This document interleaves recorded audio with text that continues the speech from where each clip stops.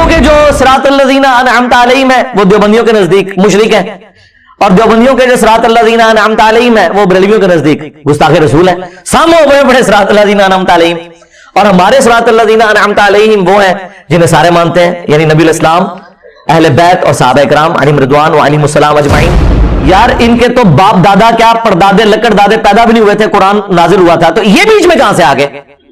قرآن تو صراط الذین انعمت علیہم انہی کو جانتا ہے نا کہ جنہیں قرآن کہہ رہے ہیں. اسی طریقے سے جب ہم حنفی، شافعی، مالکی، حنبلی فرقوں کو کنڈیم کرتے ہیں، سنی شیعہ فرقوں کو کنڈیم کرتے ہیں، تو اس سے مراد وہ بزرگ نہیں جن کی طرف انہوں نے اپنے آپ کو منسوب کیا ہوا ہے، وہ تو اس چیز سے بری ہیں، ان کا کیا لینا دینا ان کے ساتھ؟ انہوں نے ان کے ناموں کو بیچا ہے، اور جو اللہ رسول کے ناموں کو بیچ سکتے ہیں. اب یہ آیت اسپیسیفکلی یہود و نصارہ کے بارے میں نازل ہوئی کہ انہوں نے دین میں فرقے بنائے ہیں، اے نبی آپ کا ان سے کوئی تعلق نہیں ہے. یار ایک بار کی پارٹی فرقے بنائے اور سیدنا ابراہیم خلیل اللہ کے دین کو چھوڑ دے، اگرچہ اپنے آپ کو ابراہیمی کہتی ہو، کرسچن بھی کہتے ہیں ہم ابراہیمی ہیں، نصارہ بھی کہتے ہیں ابراہیمی ہیں، اس کے باوجود رسول اللہ کو کہا جا رہا ہے صلی اللہ علیہ وسلم آپ کا ان سے کوئی تعلق نہیں ہے. اور اگر نبی کے اپنے ماننے والے یہ کام کریں تو انہیں تو پڑیں گے لتر. تو دوسروں کی غلطی نہیں برداشت کی جا رہی، اپنوں کو چھوڑتا ہے کوئی؟ کس لیول پہ اتر کے؟ ما کان ابراہیم یہودی ولا نصرانی ولکن کان حنیفا مسلما وما کان من المشرکین. اوے ابراہیم نہ تو یہودی تھے نہ نصرانی تھے، وہ تو سب سے ٹوٹ کر ایک اللہ کے ہو گئے تھے، اور وہ مشرک نہیں تھے. یعنی وہ یہود و نصارہ دونوں کلیم کرتے تھے کہ ہم ابراہیمی ہیں. اللہ نے کیا فرمایا؟ نا. ہاں یہ نا بڑی امپورٹنٹ ہے، نا سے سٹارٹ ہوا ہے. ما کان ابراہیم یہودی ولا نصرانی، نہیں تھے ابراہیم علیہ السلام نہ یہودی تھے نہ نصرانی تھے.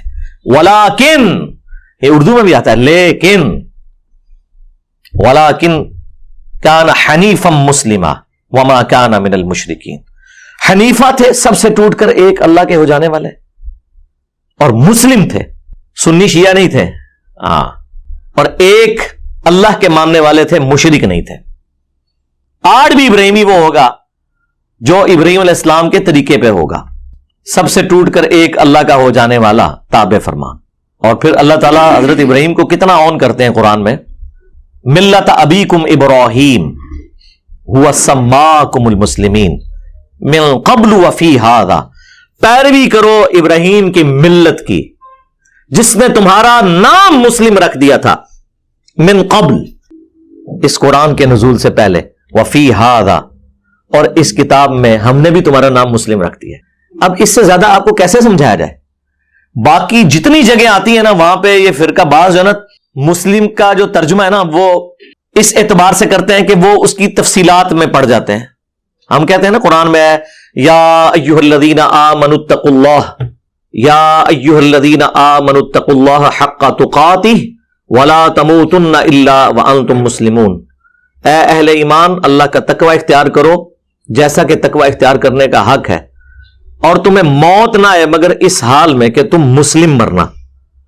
تو وہ کہتے ہیں یہاں مسلم سے مراد ہے اللہ کے تابع فرمان ہو کر، یعنی اللہ کے سامنے سر تسلیم خم کرتے ہوئے مرنا. لیکن مرنا بریلوی، مرنا دیوبندی، مرنا اہل حدیث، مرنا شیعہ، لیکن پکے شیعہ ہو کے مرنا، پکے سنی ہو کے مرنا. مسلم کا مطلب ہے تابع فرمان ہو کر. اب مجھے بتائیں تابع فرمان اللہ اور اس کے رسول عز وجل و صلی اللہ علیہ وآلہ وسلم کا وہ ہوگا جو ان کا کہنا مان رہا ہے، یا وہ ہوگا جو بالکل الٹ چل رہا ہے، جو کہنا مان رہا ہے وَاعْتَصِمُوا بِحَبْلِ اللَّهِ جَمِيعًا وَلَا تَفَرَّقُوا. وہ کہتے ہیں نہیں جی وہ تو حدیث میں آیا کہ 73 فرقے ہو جائیں گے. جی حدیث میں آیا کہ 73 ہو جائیں گے، لیکن یہ تو نہیں کہا کہ بڑھاؤ. یہ دو الگ چیزیں ہیں. غیبی خبر کو انہوں نے عقیدہ بنا لیا. وہ تو سر صحیح مسلم میں آیا کہ قرب قیامت میں عورتیں ایسا لباس پہنیں گی گویا کہ ننگی نظر آئیں گی، یا تو وہ چست لباس ہوگا یا باریک ہوگا. تو اس کا کیا مطلب ہے کہ نبی الاسلام نے ہمیں یہ حکم دیا ہے کہ اپنی عورتوں کو ننگا لباس پہنانا ہے، یا یہ مطلب ہے کہ ایسا ہوگا تم نے نہیں کرنا؟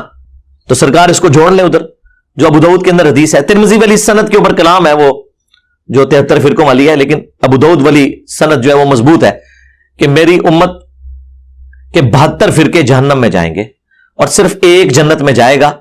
اور وہ نبی الاسلام نے اسے فرقہ نہیں فرمایا، فرمایا ہی الجماع، وہ ہوگی جماعت، مین سٹریم کی امت.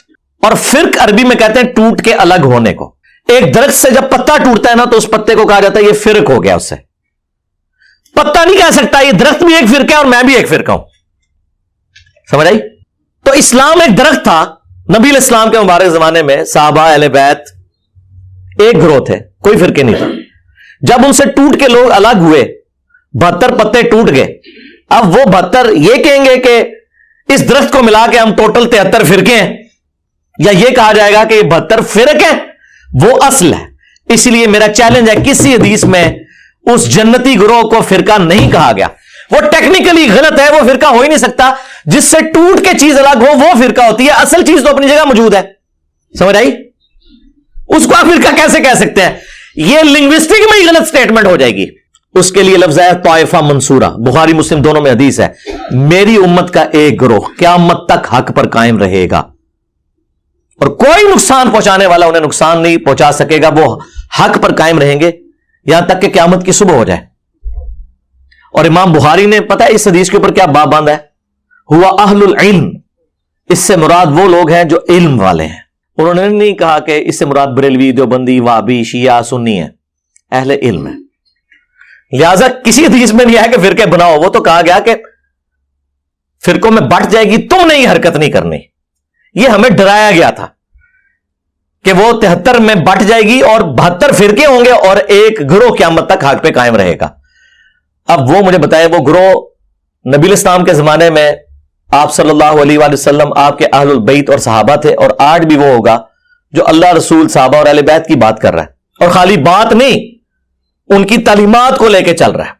اپنے بابوں کی بجائے رسول اللہ کے قدموں میں امت کو لے کے جا رہا ہے. جو ہم عرض کرتے ہیں کہ میرے نبی سا ہے ہی کوئی نہیں، تیرے بابے تھے شاہ ہی کوئی نہیں. ہاں، کیونکہ تو بابوں کے پیچھے چل رہا ہے. تم لوگوں نے چندے اکٹھے کیے اللہ اس کے رسول کے نام کے اوپر، سواریاں سوار کی مکے اور مدینے کی آوازیں لگا کر، اور پھینکی دیوبند میں، بریلی میں، وہابیت میں، سنیت میں اور شیعت میں. اور دیکھیں کتنا دھوکہ دیا ہے، آوازیں اللہ رسول کی لگائی ہیں. یہ غدار ہے. لوگ کہتے ہیں جی ان کے ساتھ ذرا نرمی سے بات کریں. ہم سے زیادہ تو نرم ہی کوئی نہیں ہے. حضرت عمر ہوتے تو ان کی گردنیں نظر آتی. ہم تو صرف علمی اختلاف کرتے ہیں. رہ گیا اگر یہ کافر ہونے کی اناؤنسمنٹ کر دیں تو ہم ان کی بات کرنا بھی چھوڑ دیں گے.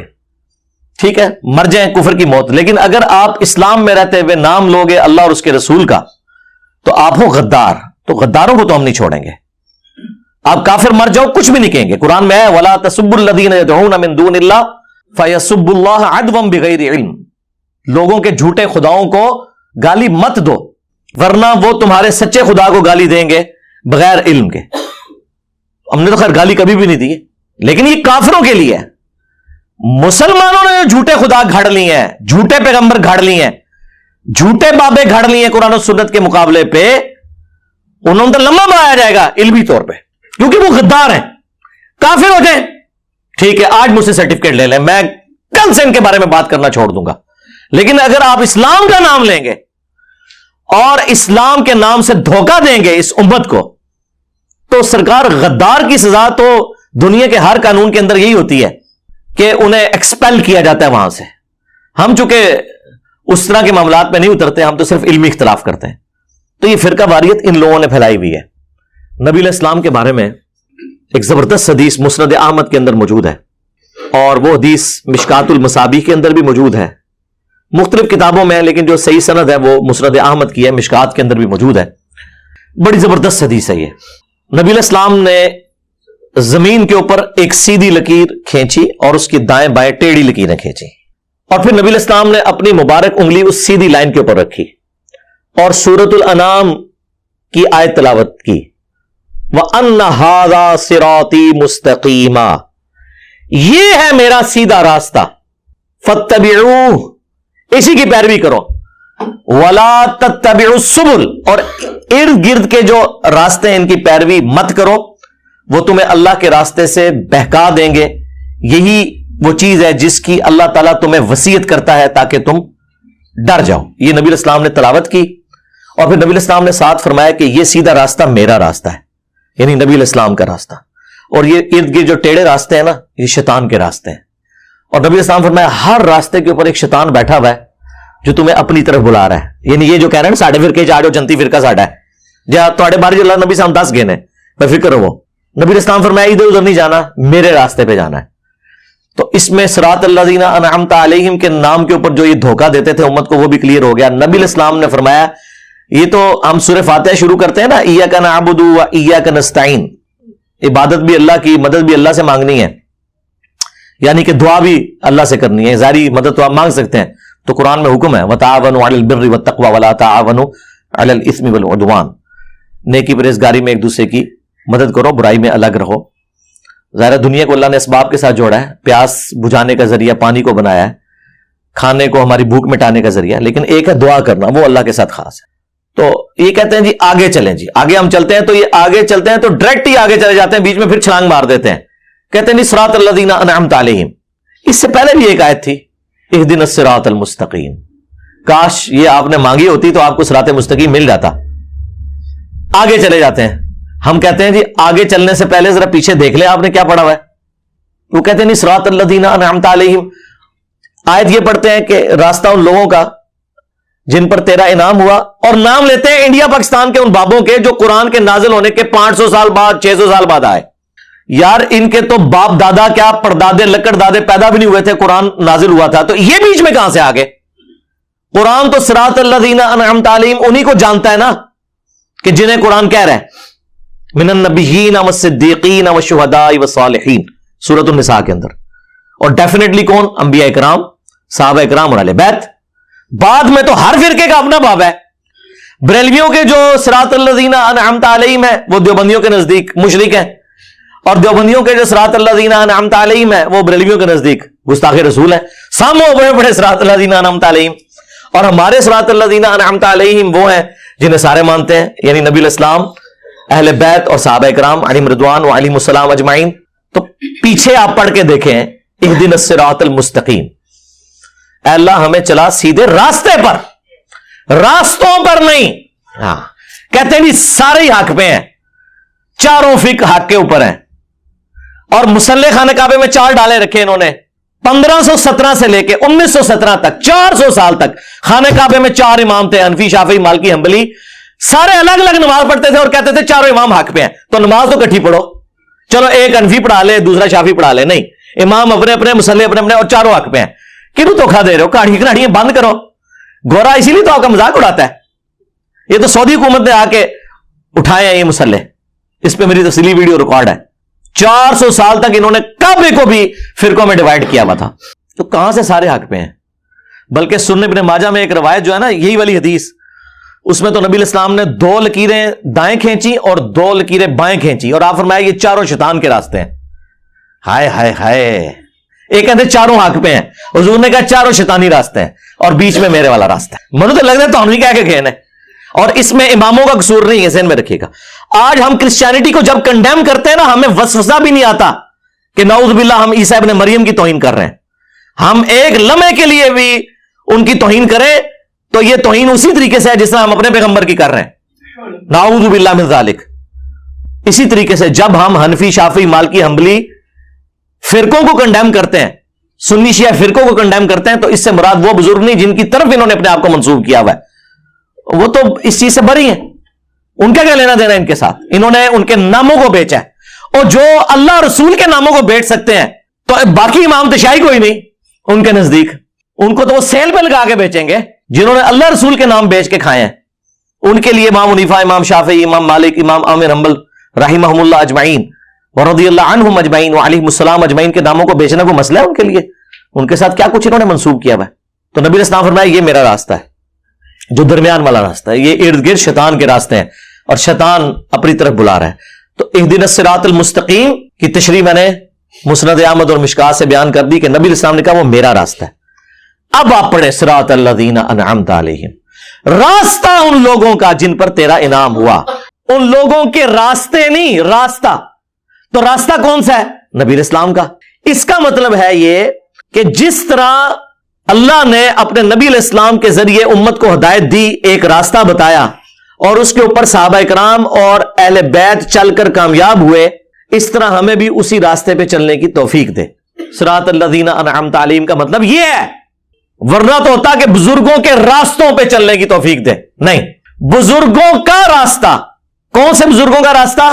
جو اپنے نبی کے وفادار تھے، غداروں کا نہیں کہ چندے کھاتے رہے اللہ اور اس کے رسول کے نام کے اوپر، ان کا نہیں. تو نبی کا راستہ تو سرکار وہی بتا رہا ہے آپ کو جو دلیری سے یہ کلمہ حق بلند کر رہا ہے کہ میرے نبی سا ہے ہی کوئی نہیں، تیرے بابے تے شاہی کوئی نہیں. یعنی اس سے مراد ہے رسول اللہ کے مقابلے پہ، ہمارے مقابلے پہ نہیں. آپ کو کہتے نہیں ہے وہ جی کوئی بڑے سے بڑا بزرگ بھی ہو، ایک صحابی کے گھوڑے کے قدموں کی خاک جو اس کے نتنوں میں بیٹھتی ہے اس کے برابر نہیں ہے. خود تو اپنے بزرگوں کو اس طرح ذلیل کرتے ہو، اس کے مقابلے پہ بابے تے شاہی نہیں. یہ تو بہت چھوٹا جملہ ہے. آئے نا دار تھلے کہنے تو چاہیے کہ تہاڈے بابے جڑے نا گھوڑیاں دی خاک کے برابر بھی نہیں. خود تو یہ بتا رہے ہوتے ہیں، وہ کہتے نہیں وہ ہم کہہ رہے ہوتے ہیں صحابہ کے مقابلے پہ. تو سرکار ہم بھی آپ کے بابوں کو رسول اللہ کے مقابلے پہ کہہ رہے ہیں، اپنے مقابلے پہ تو کہہ ہی نہیں رہے. ویسے تو اپنے مقابلے پہ بھی کہے تو کوئی اتنی غلط بات نہ ہو جو کچھ ہو چکا ہے بابوں کے ساتھ. صدیوں میں آپ لوگوں نے جو عزتیں ویل کی تھی 14 سال مٹی پلیت ہو گئی ہے، جو جھوٹ کی عمارتیں آپ نے کھڑی کی ہوئی تھی. تو الحمدللہ فرقہ واریت کے خلاف آواز یہاں سے بلند ہو رہی ہے، اور اسلام میں فرقوں کی کوئی اجازت نہیں ہے. لہٰذا ہمیں یہ اس طرح کی پرچیاں نہ لکھ کے بھیجا کریں کہ جی ہمیں فرقہ بتائیں کون سا ہے. آپ یہ دعا کیا کریں کہ ہمیں اللہ اور اس کے محبوب صلی اللہ علیہ وآلہ وسلم کی تعلیمات کے مطابق اے اللہ زندہ رکھنا، اسی پہ موت ہے.